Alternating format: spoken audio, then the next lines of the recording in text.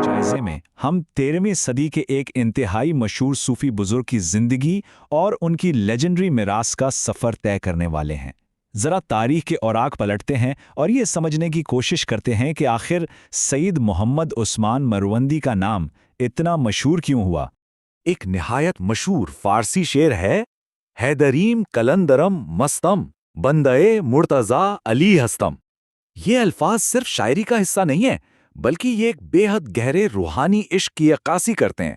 और कमाल की बात यह है कि सदियों बाद आज भी ये शेर इतनी ही ताकत के साथ जिंदा है और इस अजीम हस्ती की रूहानियत को जाहिर करता है। तो यहाँ सबसे बड़ा सवाल ये पैदा होता है कि आखिर सैयद मोहम्मद उस्मान मरवंदी, जिन्हें आज दुनिया लाल शहबाज कलंदर के नाम से जानती है, वो इस मकाम तक कैसे पहुंचे।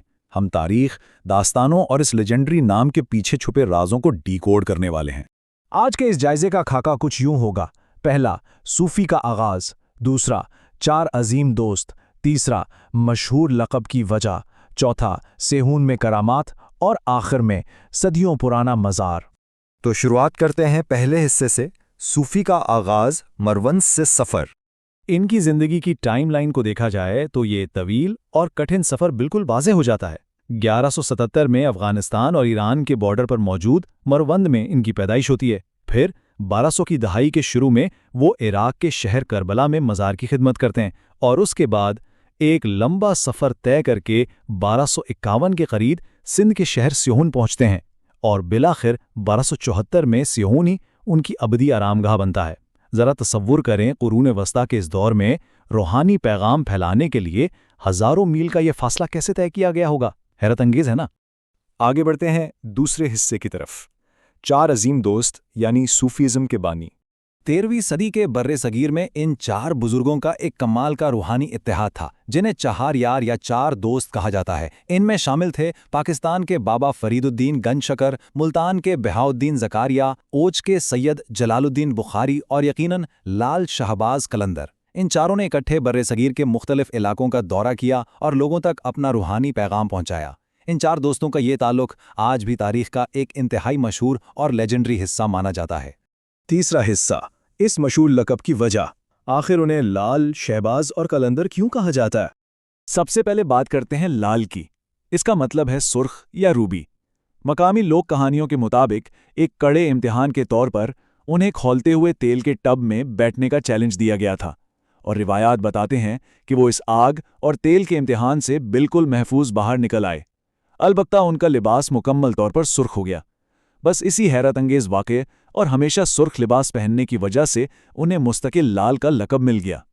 इसके बाद बारी आती है शहबाज की, जिसका मतलब है अजीम शाहीन या नोबल फैल्कन। पुरानी दास्तानों में एक दिलचस्प वाक़या मिलता है कि जब उनके दोस्त बाबा फरीद को एक नाहक इल्ज़ाम में मौत की सज़ा दी जा रही थी तो उन्होंने मुबैना तौर पर एक द्यो हेकल शाहीन का रूप धार लिया और उड़कर अपने दोस्त को बचा लाए। तारीख़ी हवालों में मौजूद ये मोजज़ाती क़िस्सा बहुत वाज़ेह तौर पर बताता है कि ये ताकतवर लक़ब उन्हें कैसे मिला। और नाम का तीसरा हिस्सा है कलंदर। दरअसल कलंदर एक ऐसा रूहानी दर्जा है जो दुनिया की तमाम मादी हुदूद से मुकम्मल तौर पर आज़ाद होता है। एक ऐसा सूफ़ी जो इल्हामी इश्क में बिल्कुल बेखुद हो। तारीख़ी कुतुब बताती हैं कि ये रूहानी आज़ादी उन्हें कशिश सकल जैसी तबी रुकावटों को भी तोड़ने के काबिल बनाती थी। अब इन तीनों अल्फाज को मिलाकर देखें तो लाल शहबाज कलंदर का एक मुकम्मल और ज़बरदस्त तस्वुर उभर कर सामने आता है। चौथा हिस्सा, सेहून में करामात, लोक कहानियाँ और रिवायात। अगर हम इन रिवायत में नज़र डालें तो पता चलता है कि इनके पीछे कितने गहरे सबक छुपे हैं। पहली कहानी है डूबते प्याले की। दरिया पार करते वक्त एक प्याला, जो कि कश्ती था, डूबने लगा क्योंकि एक साथी ने सोने की ईंट छुपा रखी थी। वो ईंट दरिया में फेंकने के बाद ही सफ़र मुकम्मल हो सका। इसमें सबक क्या था? दुनियावी दौलत से मुकम्मल बेरुखी। फिर बोदला बहार का वाक़या मिलता है जिसमें एक जालिम राजा ने एक मुरीद को शहीद करके कीमा बना दिया था, मगर दास्तानें बताती हैं कि कलंदर के आवाज़ पर वो दोबारा जिंदा हो गया। ये सच्चाई की नाकाबिले तस्खीर ताकत को जाहिर करता है। तीसरा वाक़या उल्टा किला का है, जहां एक जालिम हुक्मरान के किले को महज एक लाठी की मदद से उल्टा कर दिया गया। ये मुकम्मल इल्हाम इंसाफ का इस्तियारा है। और आखिर में तैरता फूल, جب حریف فقیروں نے لبالب دودھ سے بھرا پیالہ بھیجا یہ پیغام دینے کے لیے کہ شہر میں اب کسی اور فقیر کی گنجائش نہیں، تو جواب میں انہوں نے اس دودھ پر ایک پھول تیرتا ہوا واپس بھیج دیا۔ کتنا خوبصورت پیغام ہے نا کہ ایک نرم اور شفیق روح کے لیے کائنات میں ہمیشہ ہر جگہ گنجائش ہوتی ہے۔ اب چلتے ہیں ہمارے 5ویں اور آخری حصے کی طرف، صدیوں پرانا مزار، سیہون کی میراث۔ لال شہباز قلندر کی ابدی آرام گاہ پر چاندی کا جو خوبصورت شامیانہ سجا ہے، اس کے اندرونی حصے کی خوبصورتی اور اس پر کیا گیا باریک کام واقعی کمال کا ہے، جو آج بھی دیکھنے والوں کو حیران کرتا ہے اور ایک گہرا روحانی سکون بخشتا ہے۔ یہ عظیم مزار 1356 میں تعمیر کیا گیا تھا۔ وقت کے ساتھ ساتھ اس کے طرز تعمیر میں ایک شاندار ارتقاء آیا۔ اس میں نفیس سندھی کاشی ٹائلز لگی ہیں اور شیشے کا انتہائی پیچیدہ اور خوبصورت کام موجود ہے۔ اور دلچسپ بات یہ ہے کہ جدید دور کے رہنماؤں نے بھی اس کی شان و شوکت بڑھانے میں اپنا حصہ ڈالا۔ مثال کے طور پر ایران کے شاہ اور پاکستان کے سابق وزیر اعظم ذوالفقار علی بھٹو نے اس مزار کے لیے سنہری دروازے عطیہ کیے تھے۔